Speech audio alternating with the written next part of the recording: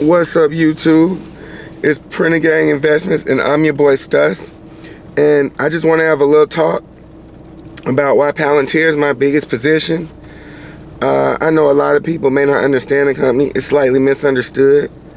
I've been involved with the stock for a little while, so I'm going to give you my background on it. Back in 2020, during COVID, I was an active swing trader. I hopped in the market around February 2020. I had bought Tesla. I bought the March lows. They were riding up. We were making money. Things were flattening out.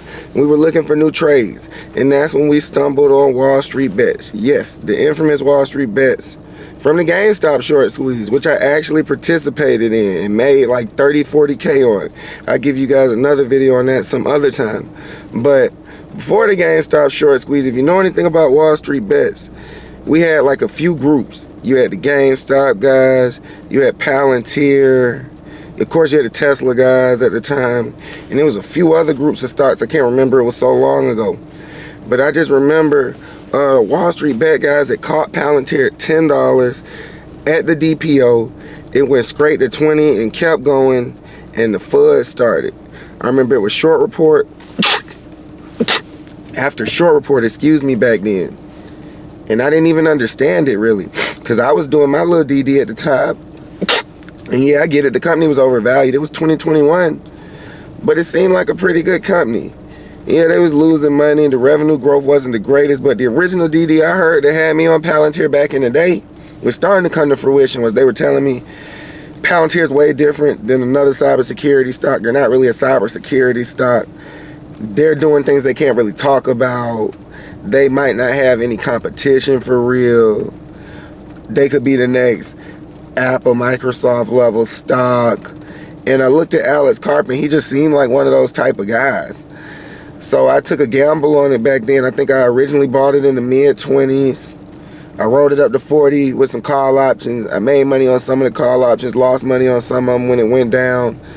I actually lucked up, and I'm not going to say I timed the market perfectly, but I did get out of Palantir temporarily back in the day in, what was that?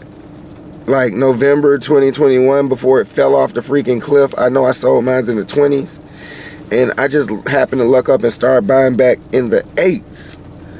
And here we are today. I've been buying it from $8 all the way up to the current price. Of course, not as much. My cost basis is probably somewhere around 12 and 14 altogether, 15, something like that. And at this point, all the original reasons that I got involved with Palantir are starting to pan out. And this is the stuff I like to see in a stock.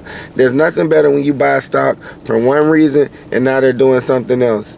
When we first bought Palantir, there was no AIP. We had Foundry, Gotham, and Apollo, and the rumor that these were the guys who dropped the location on Bin Laden.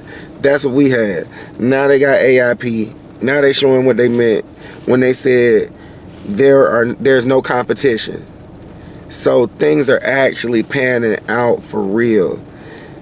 I mean, the reason I was so confident in Palantir when it had dumped all the way down to 7 and 6 and 5, and the only reason I didn't start buying at 5 is because I just didn't have the spare money at the time, was we were in the middle of the crash. We were in the middle of the bear market of 2022, but Palantir had like, what was it, 4 billion in cash. All my guys who do the deeper analysis, correct me if I'm wrong, but it was billions of dollars, 2 billion, 4 billion, some they had in cash. It was like, there's no way the company's going bankrupt. They were trading near cash, and people just weren't realizing the technology. So when ChatGPT came, I found out about NVIDIA and Microsoft instantly. I ain't gonna lie, I did good on that. When I bought some NVIDIA, I bought a little Microsoft.